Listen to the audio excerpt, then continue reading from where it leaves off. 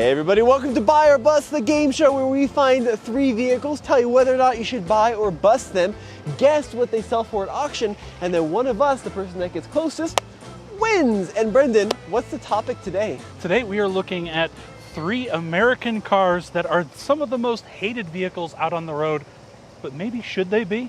Yeah, I think that's a pretty fun topic, and this is my choice, the Jeep Liberty, but this isn't any Liberty, this is the Renegade.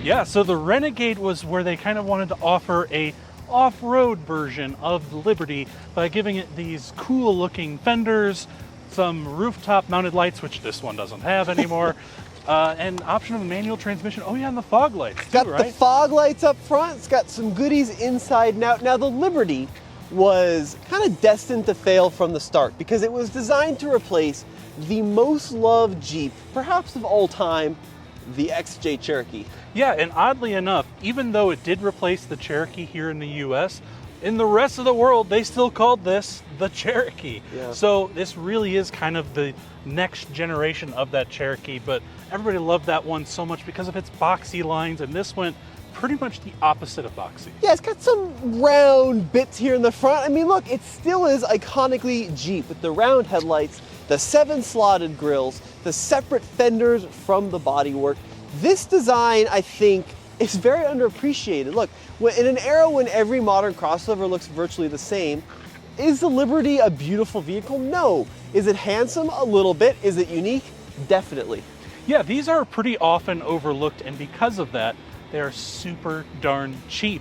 And believe it or not, they are all trail rated if they had 4x4. So that means they're actually pretty darn capable off-road. In fact, at TFL, we had one for a little bit that we lifted and took off-roading, and I think you drove that one quite a bit, Tommy. What'd you think of it? Dude, the thing kind of rocked off-road because it still has a ladder frame, it still has a solid rear axle, so it has a lot of the stuff you need, low-range transfer case to be good off-road.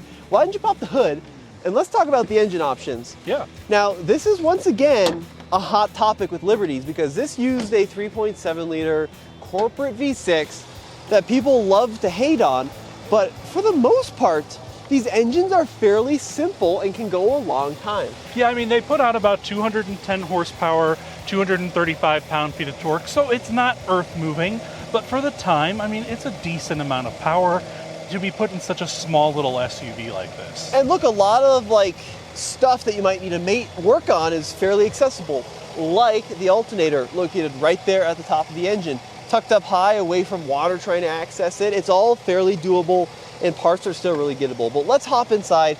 We'll take this thing for a spin and see if it drives as weird as it looks. Now the interior of these Liberties, well look, they're pretty plastic fantastic, but they held up super well. So ours had over 200,000 miles on it and all the plastics look just like this one at 130, where nothing really breaks or cracks and it's all very, very durable. And I also like how vertical and upright the windshield is. It's kind of like you're driving a little baby mini Wrangler.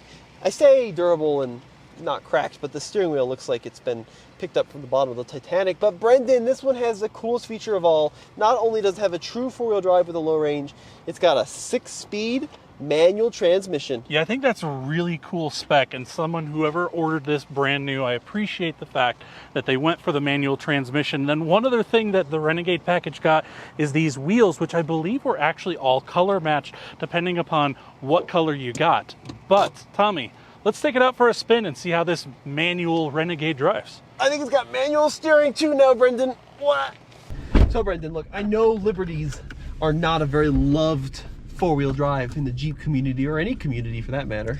No, they're not. And in fact, my mom actually owned one for quite a while, and she did have a fair amount of problems with hers, but you know, I know the one that we had, it was pretty impressive off-road. Once you guys, are you having problems there? The seatbelt's a little broken. Oh, you don't need a seatbelt. We're just in a parking lot.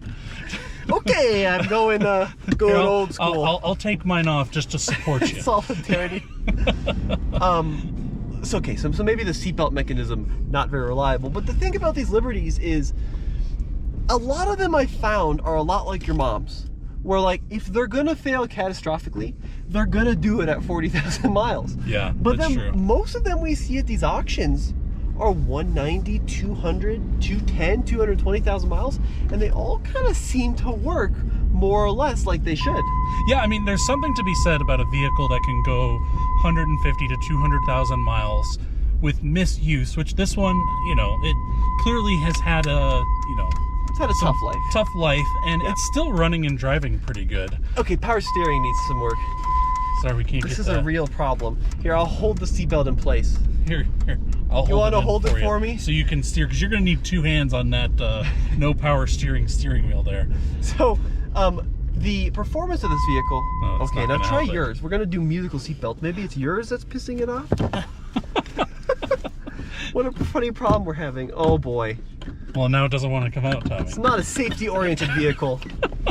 Well, I guess everybody's just going to have to deal with a little bit of bonging in the background. Everyone's gonna die if we get into an accident in this thing. Yeah. Look, the manual transmission is a cool option, wouldn't you say? I would say so. I mean, what is the standard transmission in this? Just like or normally the standard transmission is this, but normally you find these with, what, a 4-speed automatic? 4-speed auto, yeah. So this one you get a 6-speed manual transmission in a Jeep. I think that's pretty cool. I mean, where's our test track? Oh, they have it blocked. They closed it! Oh no. Oh no! What do they do to our test track? Oh, well, I really like driving these Liberties. I mean, they drive like little baby Wranglers, and they're surprisingly comfortable. They hold quite a bit of stuff. They're just all-round good little SUVs. Well, I do really like how compact and small and nimble they feel. I mean, this is probably, without actually going out and buying a Wrangler, if you wanted a Jeep that has 4x4 but you can't afford a Wrangler, this is probably the closest experience that you can get as far as how it actually drives. I mean, this is with almost out of doubt the cheapest four-wheel drive Jeep you can buy, period. yeah. You know, there's not going to be realistically a cheaper option. And sure, they're not that well made, but they're fairly reliable. They're pretty good off-road. Seatbelts suck apparently, but apart from that, it's not a bad little option. And you can even get it with a diesel engine. Oh yeah, that is a really cool option. I mean, the base model was just a 4-cylinder. Yeah. The vast majority of these, like 70-80% of them you see, is going to be this 3.7. But let's try and park this thing up and tell everybody whether we'll buy it or bust it. Sounds good to me, dude. Brendan, the KJ generation of Liberty, what do you think this thing's gonna sell for? And is it a buy or bust for you? You know, here's the thing. With my mom having so many problems with it, I have a mental hurdle where I could never buy one of these myself, honestly. But for those of you out there, as long as you come into it with the expectation that it's not going to be the most reliable vehicle out there, but it's going to give you a lot of off-roading fun, I think I could recommend you buy it. What do you think? I'm in the same boat. I mean, I think for what this is gonna sell for, and I predict this one at Dealer's Auto Auction in the Rockies, this is gonna be a $1,200 car. You think it'd go that low with only 130,000 miles on it? It's got no power steering, it's a manual transmission, which is hard for dealers to sell. That's true. $1,200, it's a buy for me. You know, at $1,200, I might even buy it, even with my preconceived notions of these. But I think it's going to go for a little bit more. I think it's going to be more like a $2,000 vehicle. All right, well, let's head to the auction and see what it actually sells for. All right, guys, so Brendan was there in the flesh at Dealer's Auto Auction of the Rockies, checking out the results. And Brendan, tell me, what did you guess the Jeep was going to sell for? So I guessed the Jeep was going to sell for $2,000. You guessed $1,200, and this thing had an opening first hit of $1,000. Okay. And then it did get some bids, eventually selling for $1,800. Oh, you were closer. Yes. So even with the bad power steering and some other little things, it sold for $1,800, huh? I mean, it's an off-roader Jeep in Colorado. They've got a premium. All right, so you won that one. On to the next car.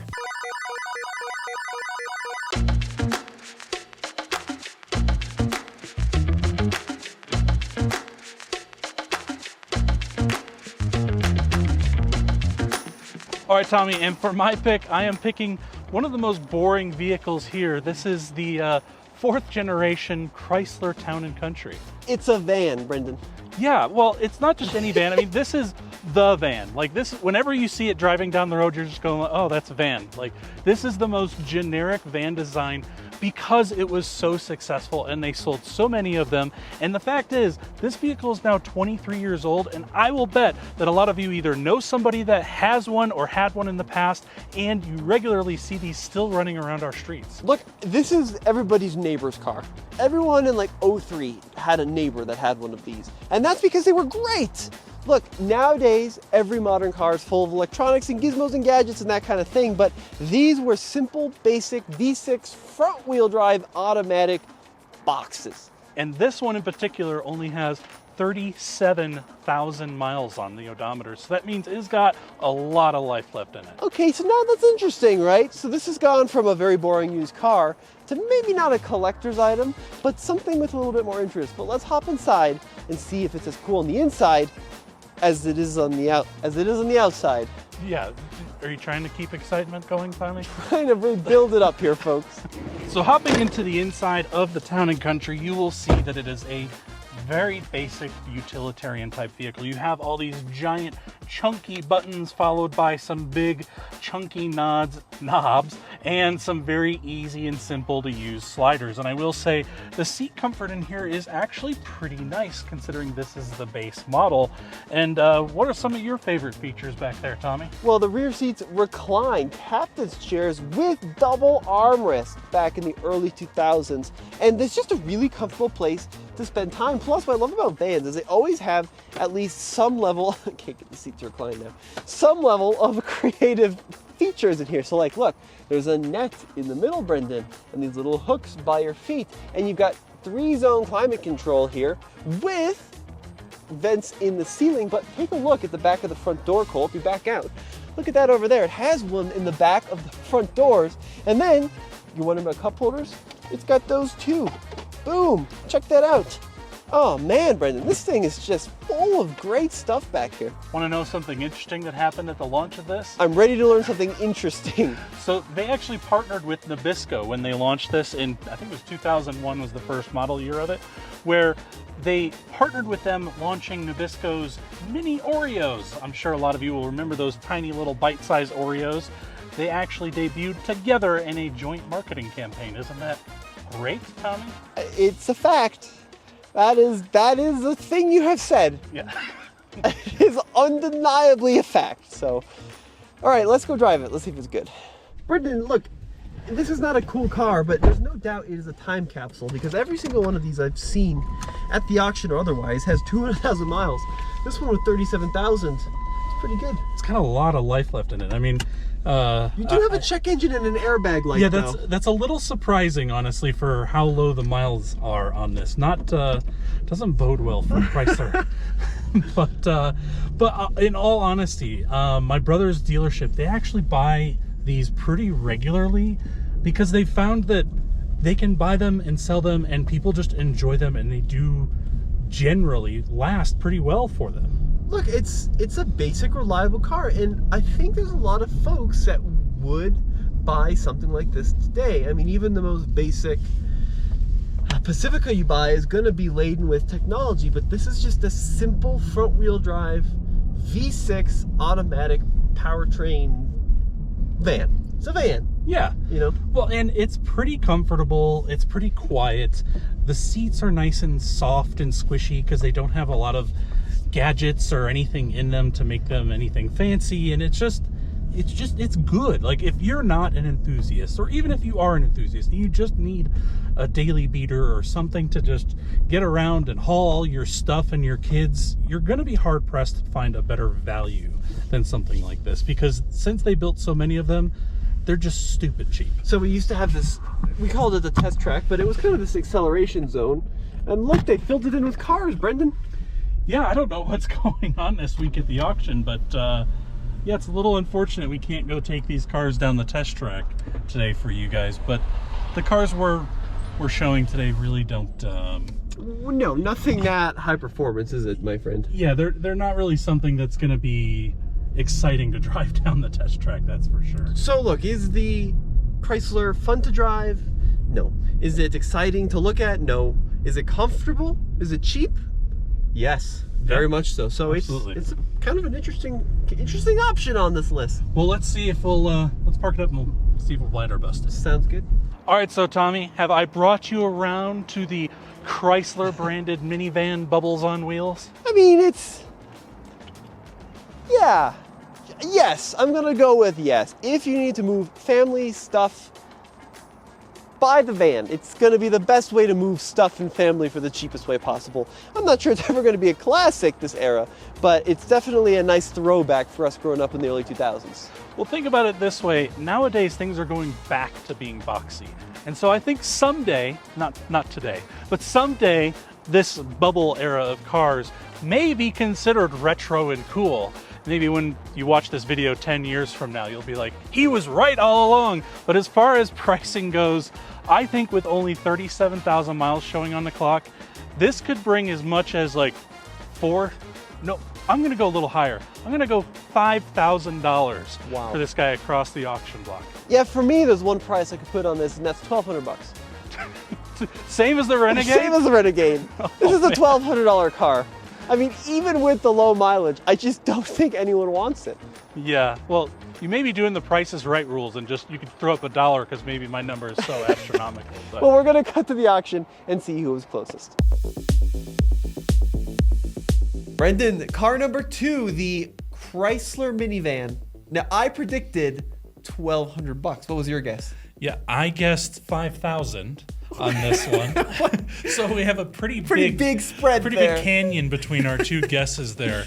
And this had an opening ask of $2,000, to which like 5 dealers raised their hands, saying that they would pay $2,000 for it.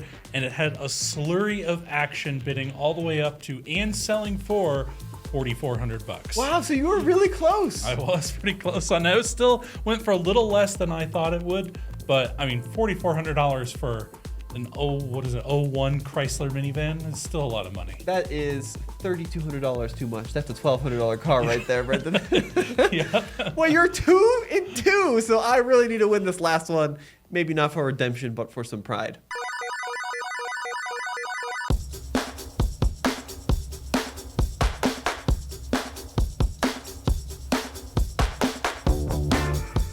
And Brendan, for our joint pick, we have one of maybe the most iconic, for maybe the wrong reasons, vehicle to come out of the Pontiac division. What is it? Yeah, this is none other than the Pontiac Aztec, and this has been on many people's lists of one of the most ugly cars ever created. And well, you know, at a time, they were probably correct, but I think all the hate has developed a little bit of a cult following for these, and they're starting to become a little more loved now. Yeah, look, here's the thing, right? This car launched for the 2001 model year, and the story behind it's really interesting. A guy named Tom Peters was a designer on this car who went on to do a bunch of Corvettes, including the C8, lead designer for C8. And he pitched this as a, basically an off-road Camaro was the original design concept. And if you ever see the original sketches, they're super cool. Like it's this kind of squared off, fat, wide off-road sports car. And then Pontiac's like, great, let's do this. And then the bean counter said, but you have to base it on the van platform. And like the Pontiac Montana? Yes. So the platform got really narrow, really tall, and really ungainly. So the original design just doesn't come through at all. But here's the thing, Brendan, this car was hideous back in the day.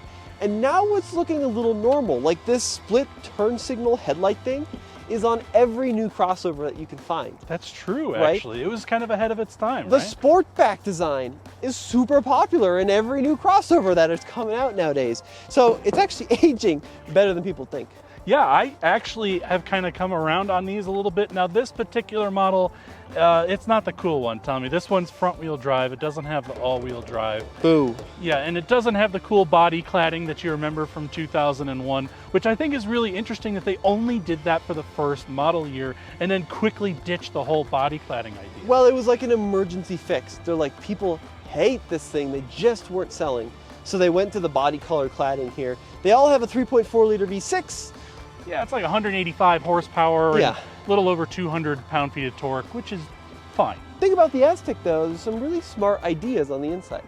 The other thing the Aztec did was it had a bunch of really clever ideas. For example, the center console famously doubled as a cooler, and you could take it out and then store things that you wanted to keep nice and cold in the center, and then you fold down the handle and that puppy locks in place. You could also get backpacks for the seats that doubled as kind of rear storage compartments, and there was the tent. Look, we actually owned an Aztec, and it was not nearly as bad as the world will have you believe. So we're going to hop in the back, and Brendan and I will show you some of the cool things you could do back there. So now the rear hatch is, believe it or not, a split folding, and Tommy, I think the shocks have kind of given out on this one, but I do like the idea. Look at that, it's got cup holders sitting here and then some kind of sculpted seats, so it's intended for you to actually sit here and tailgate. It's got tailgating features, and you could even get them with an air compressor and rear speakers, so that you can tailgate. The seats fold flat. You can see where they've got plastic bits on the back for some additional storage. I mean, it was such a good idea. It just was a little too ahead of its time, and people thought it was just too ugly. Yeah, well, maybe it drives better than it looks. It does not, but we'll go take it for a ride. Welcome, Brendan, to the future. The future in 2000 and when did this come out? 1? Yeah.